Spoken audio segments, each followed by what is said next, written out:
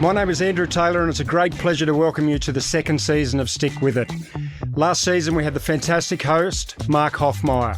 Without his tremendous work and the fantastic interviews and guests he had, we wouldn't be back for a second season. This season, some amazing guests, so I'll invite you now to settle in, relax and enjoy Stick With It. Welcome back to Stick With It. My name is Andrew Taylor, and this is APA's podcast for the aviation world. Today I'm joined by a very special guest, Dr. Brendyn Appleby. He's a high-performance human expert in the field of strength and conditioning and is joining us for the first time in the studio virtually. Welcome, Brendyn. Thanks, Andrew. It's great to be here. Here's something you probably don't know. Today is exactly 1 year ago that we actually met, so 17th of July 2024. Yeah, right. Okay, I forgot that. Forgot the exact date. So today it was apparently. So yeah. I know how we met, but would you like to share your version of how we met? But I like the story. It seems it's got more sliding doors in it than the opening credits of Get Smart, I think, the way it lined up. But yeah, I was with the Aussie men's hockey team. We were at Perth Airport, about to leave to Paris, and we were in the security line, ready to go through. I was at the back of the line with some of the players, just chatting, and all of a sudden this pilot walks up to us, and he's full of beans, really excited. I think the Paris legs had only just opened up, and talking about the flight and sport and all that sort of stuff. And we worked our way through the security and hopped on the plane. And the next minute, it was you come charging down the aisle of the plane with all the cabin crew for photos and everything like that. And and then we caught up again once we've worked our way through the other end of the airport in Paris. And yeah, that was how we met, and we've sort of kept our friendship up since then. So for those who don't know, I'm a massive fanboy. So it was my first time to Paris, and I see all these Olympic kits on board the airplane. All my Christmases come at once. I couldn't believe it. So I had my 11-year-old daughter with me by chance, so I shoved her into the mix of all the players as an excuse for my in. Yeah. So made her stand with a whole heap of players. I don't think I even knew what sport they were, but they were Aussie athletes. So that made me incredibly excited. And it was the Australian men's and women's hockey teams we had on board, and they were very gracious with their time. So it was incredible. So, and I didn't know, hockey's one of those sports that every 4 years for an Olympic cycle, we are the biggest hockey supporters and the biggest fans. The whole country piles in behind hockey, but most people wouldn't know a professional hockey player if they were standing in front of them. Oh, that's right. Yeah. That and the Com Games every couple of years, everyone starts to, who loves sport but doesn't necessarily follow hockey, gets on board then, and there's big expectations on both teams to win and go well. So, Brendyn, a doctor of philosophy, but let's talk about your area of expertise. So 25 years in professional sport, well, not just professional sport, but elite sport. So tell us about you. How did you get to this point in your career? I was pretty lucky to get into it. I think probably because I wasn't good at sport. I think most sports scientists have a passion for sport and passion for exercise, but probably better, on one side of the white line than the other. And I just sort of got into it because I like sport. 25 years ago, there wasn't a lot of sports science degrees, so I was pretty lucky to do a sports science degree. And then just one thing led to another. A role at the Institute of Sport, where you get to work with all sorts of Olympians. Then had a stint with professional rugby, which is really exciting at the Western Force. And then, 10 years with the Kookaburras, which was just an amazing experience. Wonderful group of players, wonderful sport. And so it's just been a fantastic journey. And now I'm enjoying a bit of time in academia as well.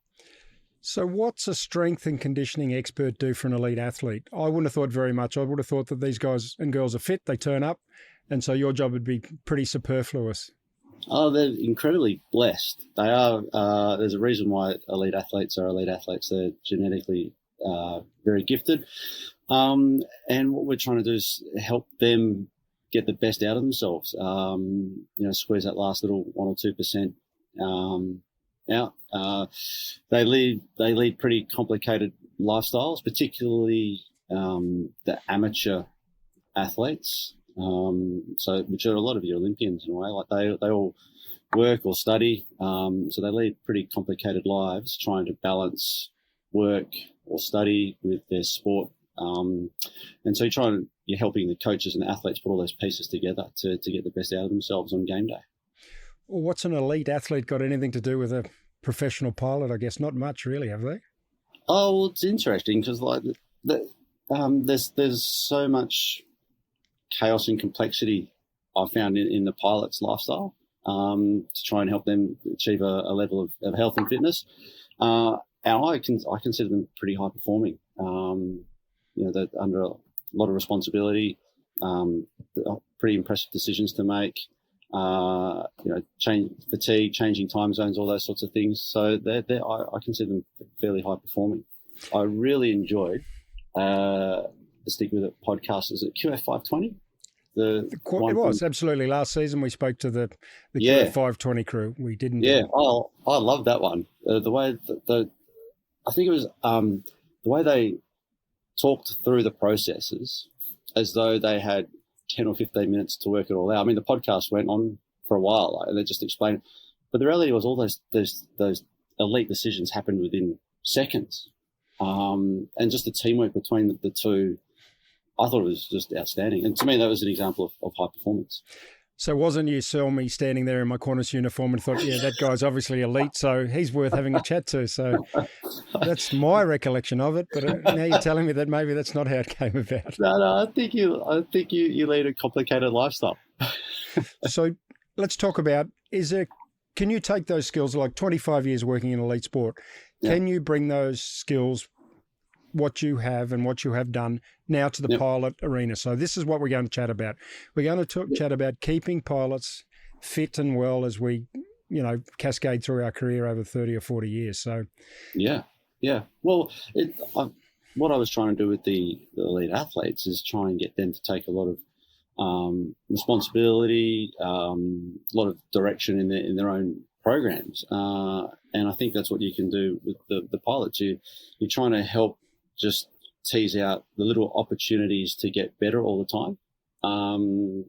Goal set, reduce overwhelm, try and reduce a bit of complexity, to try and get, with athletes, it's all about getting good habits.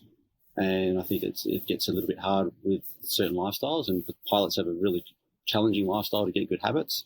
And that's why athletes have teams of coaches around them to help try and get that perspective and just different support around them. So let's talk about FlyingFit, which is you've taken these skills out of elite sport and you've brought them to the aviation industry. And we've been chatting for about 12 months about something like this. So FlyingFit is a way to support a pilot who leads a very complicated lifestyle using those skills, that's 25 years of elite skills, I guess, isn't it? Yeah. And I mean, all we're trying to do is find little wins. I think it's been hard to have conversations with you and the other guys and even general public without just dropping, airline pun after pun. But, really you're trying to get you guys to put your own oxygen masks on first. One of the things that's been really interesting is just how complicated it is to look after yourself first with all the other responsibilities you got as a pilot and as a person. But the reality is if you're not looking after yourself, you're not going to, have a lot of health. So that's one of the things we've been trying to do. Another one is to reduce the complexity and the overwhelm. And that's been a lot of fun in a way. I liken it to whatever destination you're heading to, you're always making subtle adjustments to your flight path. I'm pretty sure that's what's happening when I look at the little TV in the back of the headrest. And when you look at, your schedules they're just amazing. The way there's no regularity and it changes all the time. And so what I've been trying to do working with, you and some of the other guys is just moving the jigsaw pieces around, which is what you would do for an elite athlete when competition schedules change or they might be unknown, training schedules change, venues are unavailable. It's never perfect with an elite athlete in the same way it's never perfect with, your lifestyle. And all I'm trying to do is just help move pieces into the right spots so that you can keep some consistency up. And can you start this process from a very low base, like me? Like, you always think, oh, I've got to get fit to start getting fit, or, I can't go to do any exercise until I start doing some exercise. Yeah. Oh, you can. I do it with pilots. I'll do it with anyone. I think one of the toughest things is we think, oh, we've got to find 30, or I've got to go to the gym 3 times a week. And sometimes it's just hard. And so we put it off. But the 5-minute walk you do is infinitely better than the 30-minute walk you didn't do because you didn't have time. I mean, we started one of the guys off on a 5-minute walk. And I remember he goes, 5 minutes, that's not enough. We're supposed to find 30. It's like, well, how much did you do yesterday? He's like, none. I'm like, okay, well, we'll take 5 minutes. And then after a couple of weeks of doing the 5 minutes, he goes, oh, can I start doing more? And I said, no, just stick with the 5 minutes. And he goes, it's too hard. I'm finding I'm going for, 12, 15, 18 minutes, and you said only do 5. It's like, yeah, they're wins. Just keep doing the 5. And this was back in December. And now he's doing 40, 45-kilometre bike rides around the river. I saw that, absolutely. Yeah, so it's just small increments all the time. Like, that's just that compound interest. So that's what we're trying to work on. And would you do that with your Olympic athletes, BA? They were fit, but they were always striving for that next 5 minutes or the next millimetre? Oh, yeah. You're putting on, if you're in the gym, it's like, okay, can we put on an extra kilo? Can we shave a few seconds off this run time?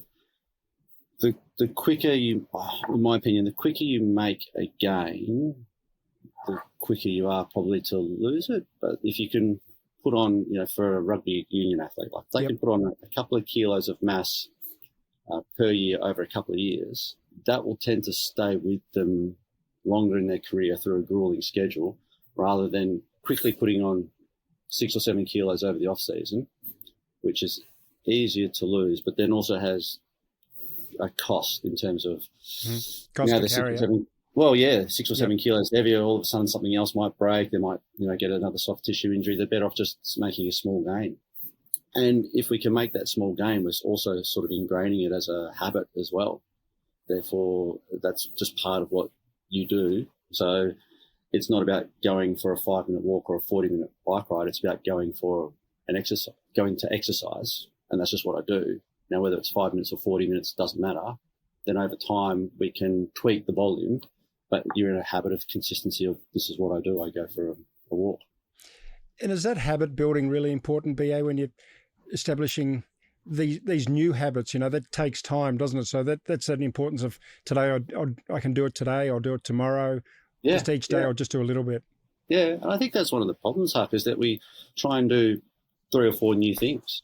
And I'm constantly reminding, friends and colleagues, like there's an old saying, the person who chases 2 rabbits catches neither. We just need to focus on one thing at a time. We get a little bit impatient. I think we want to try and achieve a lot at once. Want to lose weight and get fit and do the city to surf. It's like, well, by chasing all 3 of those, we're probably going to get none of them. So let's just pick one. And I tend to go for the easiest one. We like improving. We like wins. We like ticking things off our list. So we go for something small. We make it really achievable. I've got a friend who couldn't get to the golf course, so he's really disappointed in his ability to improve in his golf. And I said, well, when you're at work in the morning, why don't you make 5 putts? Just put your putter near the kettle, 5 putts across the floor. And so he gets in 5 putts every day before his tee's even ready. And then over the course of the year, he made like 3,000 or 4,000 putts. Yeah, it's just the number of putts. Yeah, and so at least then now when he gets to the golf course, his short game is good, but he's ticking something off. We've had to try and make it accessible, and that's what we're trying to do. So that's part of the mindfulness thing, I guess, which you spend a lot of time in the athlete's head as well, about them being mindful of what you're actually doing as you're training or exercising or practicing, or a lot of that.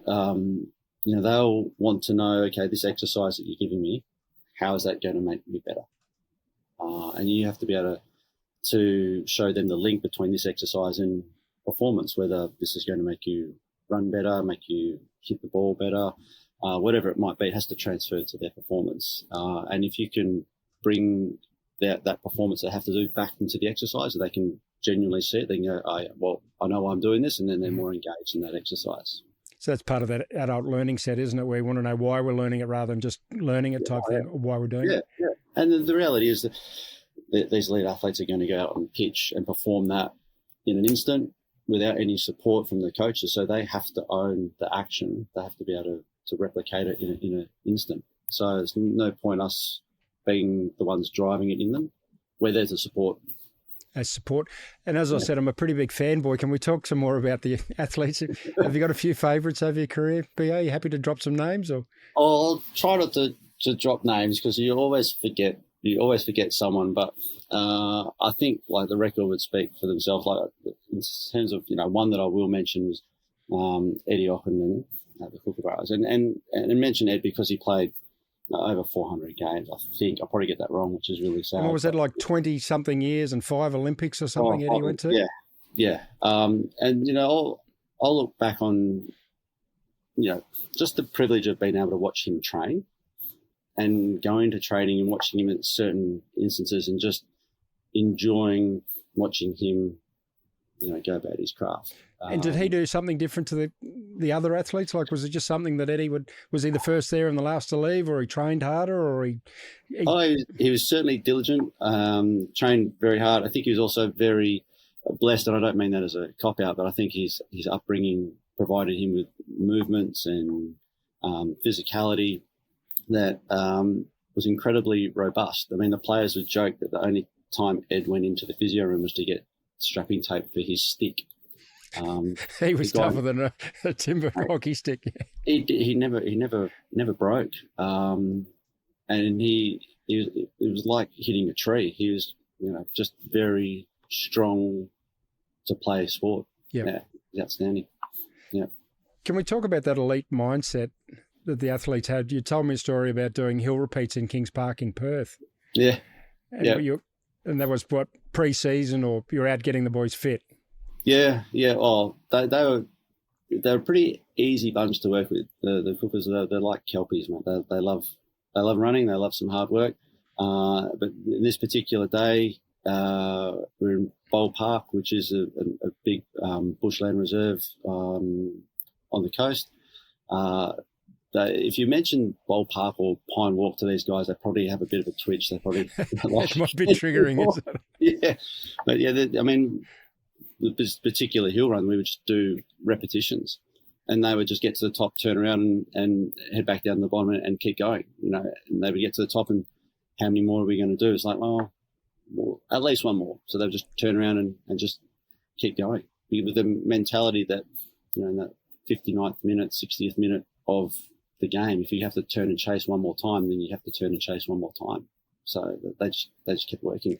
And they would have kept running until there was no more running, BA, if you'd asked them to? Well, we stopped them. So, but they otherwise, the coach came over and, that's probably enough. It's like, that's okay. enough. Yeah. They had a good appetite for work. So when I look in the mirror, I don't see that, but I'd like to think that I was an elite at anything like that. So can you transfer that across to, say, flying aeroplanes or the lifestyle we have? That they obviously had something that they could just turn on, and when they put their hockey uniform on.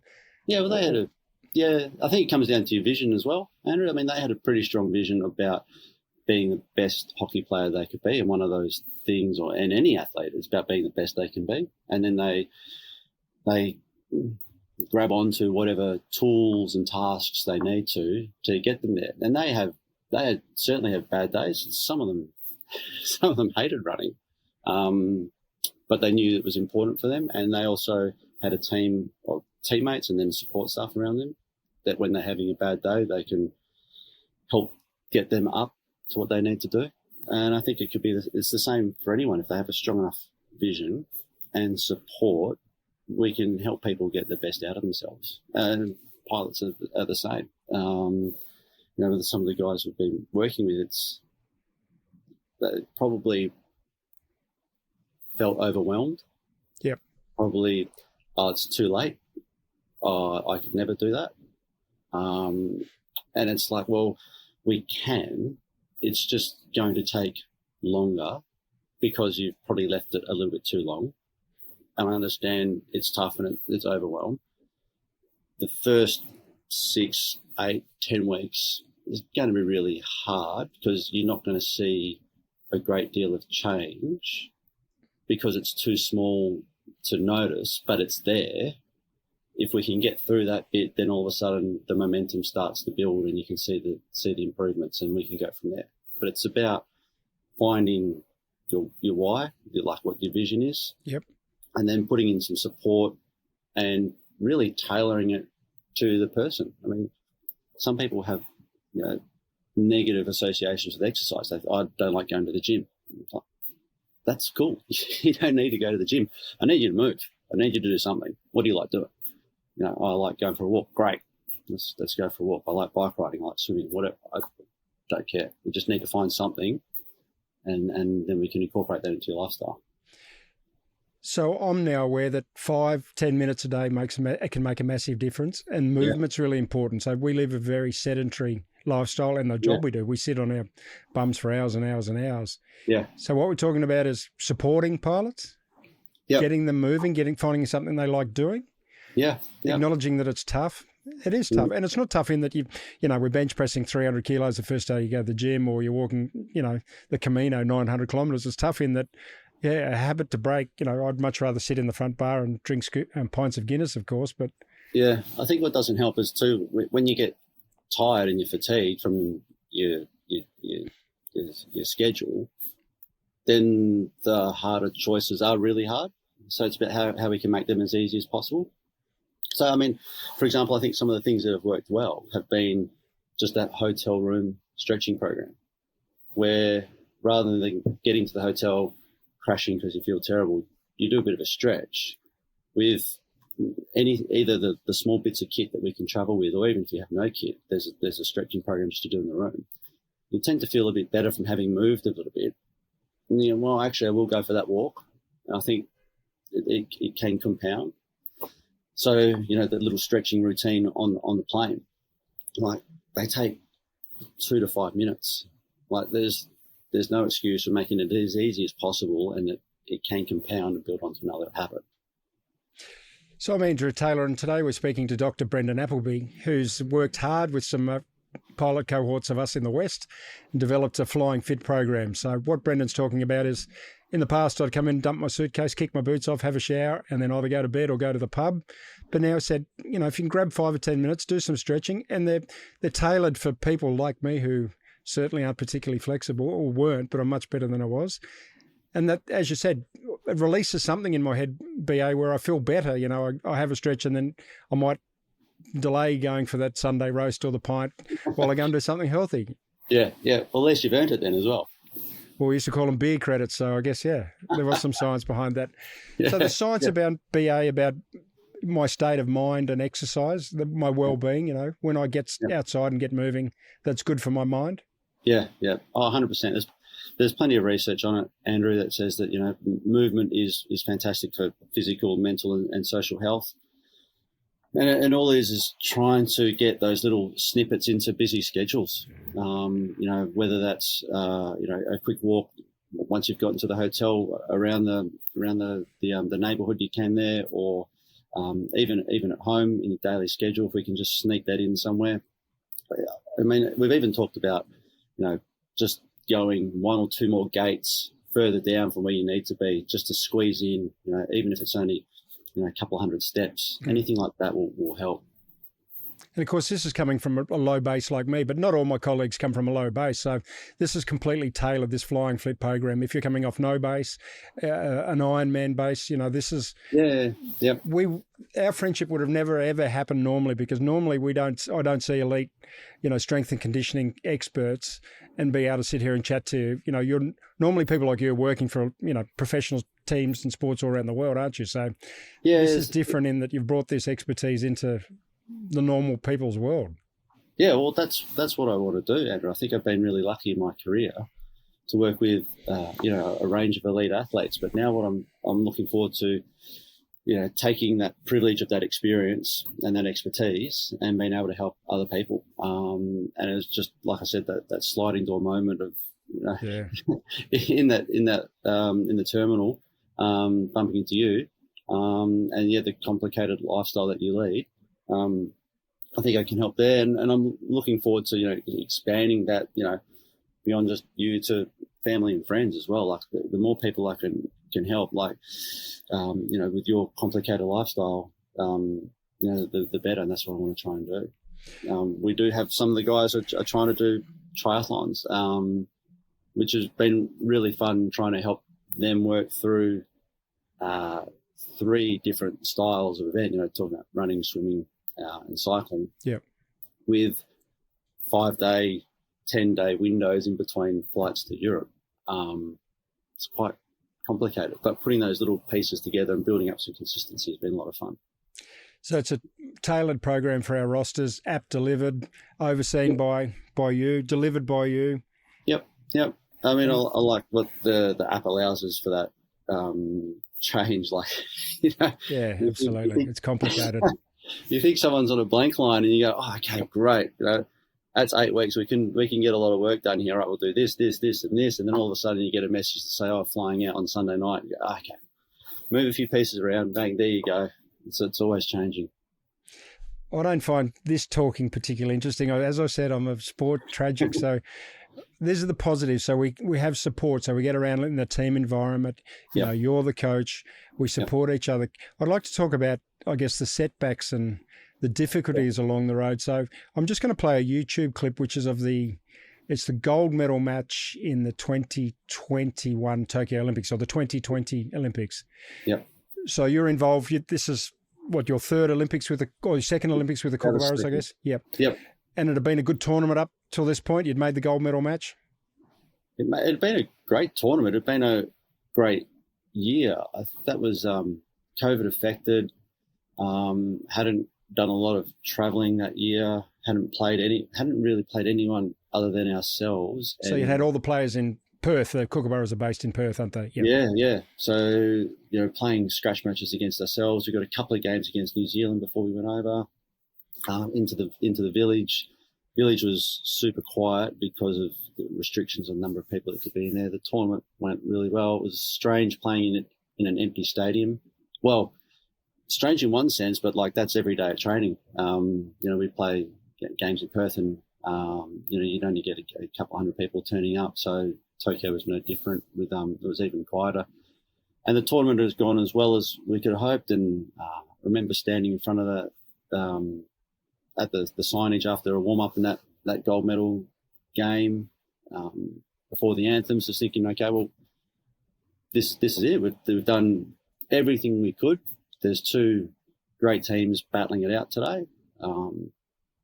See what happens. And the players were fit and well and happy and in a good headspace when you turned up. They were ready to go. Oh yeah, ready to go. They'd had a great tournament. COVID was pretty tough, but they were able to spend a lot of time together. So they were a really tight group. The tournament had gone well, and they were ready to go. It's a tremendous opportunity to play in a gold medal game. So hard to get to. Incredible, isn't it?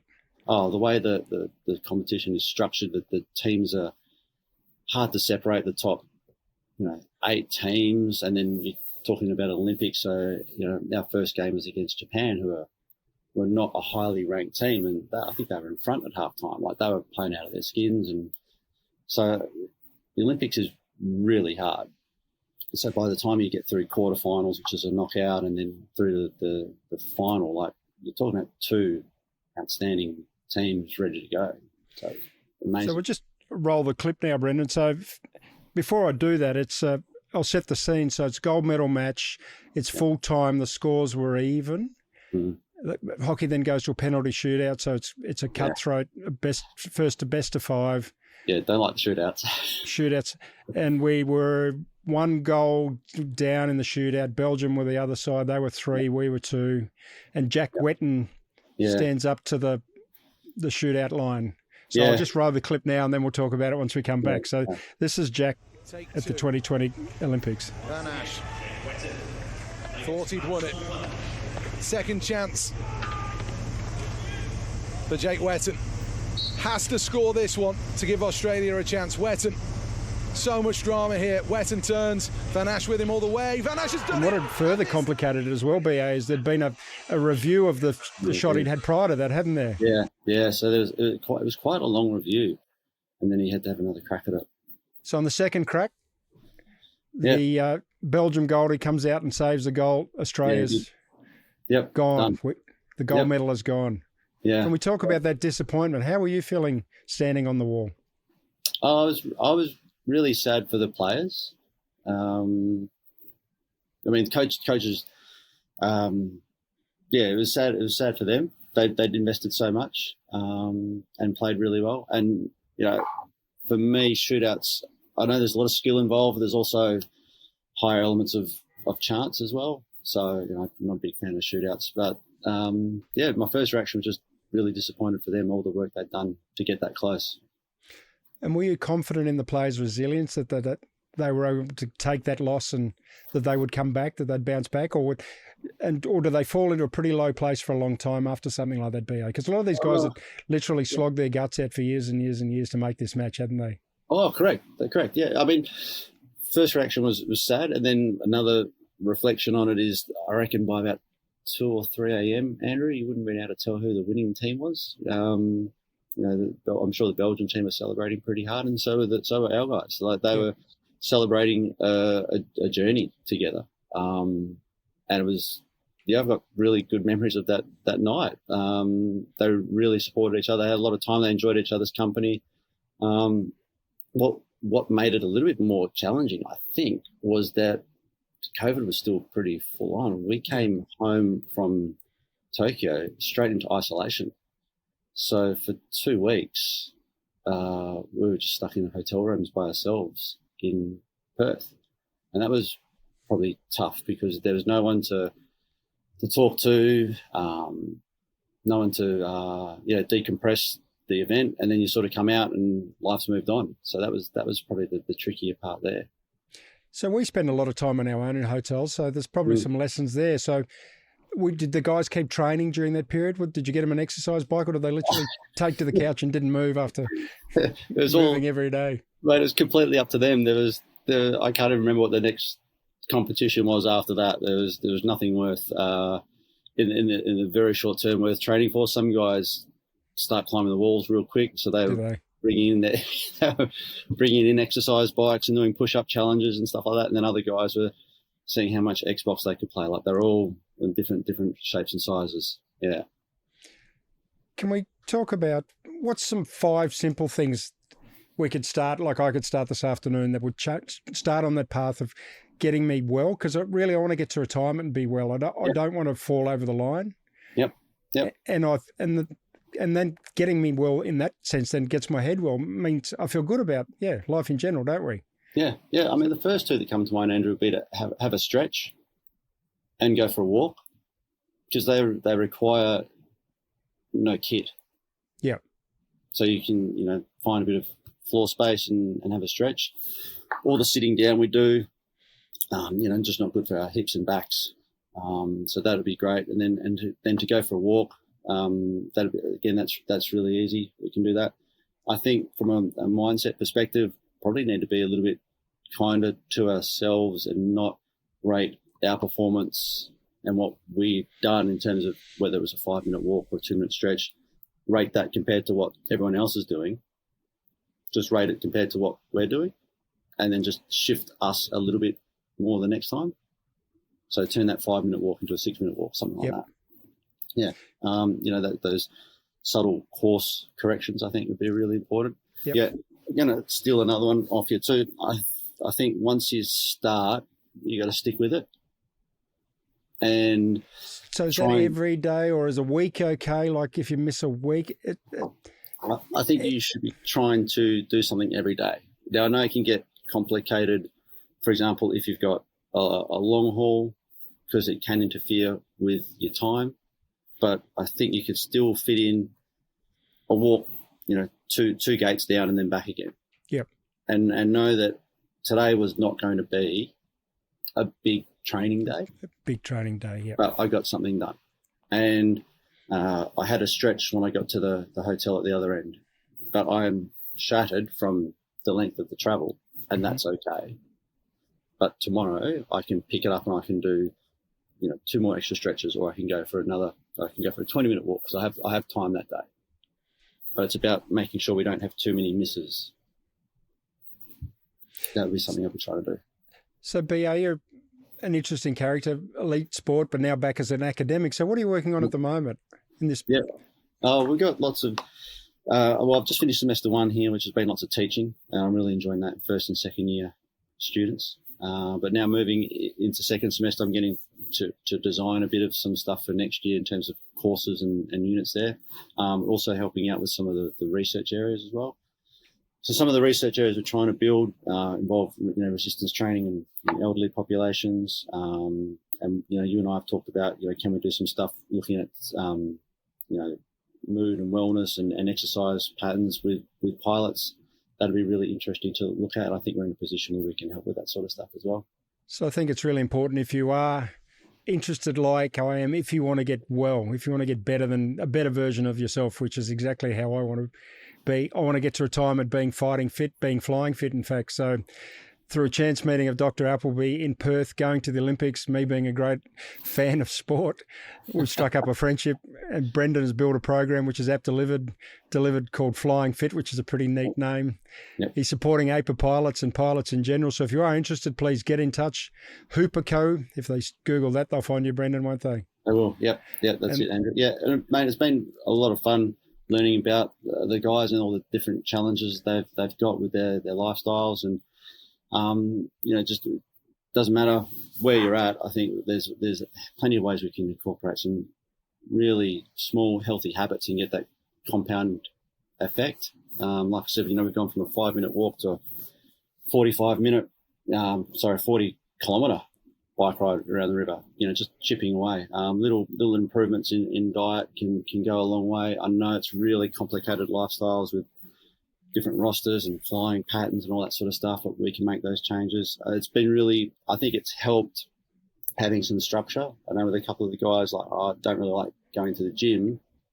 It's like, well, what have you done when you've gone there? I've just gone and done my own thing. So, well, here's, 4 exercises. Why don't you try them? And, they have fun with that. And then, 4 becomes 5, and then it becomes a habit. And then, now they're building some muscle mass and some strength, which helps with their health. So that's been really good. And then just having that ability, like we said, to make changes on the fly. Like, life is so complicated. Just to have that support there to just change things around. I think one of the things that's been really good is having an understanding of what's at your destination as well. So, knowing what's in your gym when you get to London, or when you get to Paris, or when you're in Brisbane or Melbourne, with those stopovers. Well, here's a program that will work there. We know the kit that's in there. Here's 2 options. Bang, off you go. If you've got any questions, let me know. That's been really good as well. Who would have thought there'd be pilot-specific, tailored for my roster, tailored for my destination, delivered by an expert? One of the good things that I've discovered knowing BA is he knows so many high-performance athletes. So whenever I love dropping names. So you drop Dr. Appleby's name to anyone and they go, yeah, he's a legend. So not only is he a smart guy, he's absolutely well-respected. And anyone you speak to in the industry just rates your BA. So it's been my great pleasure to have you on board today. Thanks, Andrew. It's been a lot of fun. Really enjoyed it. So listening to Stick With It, I've been Andrew Taylor and we've been speaking to Dr. Brendyn Appleby. Thank you for your time, BA. Have a fantastic day. Appreciate it, mate. Thank you. Thank you.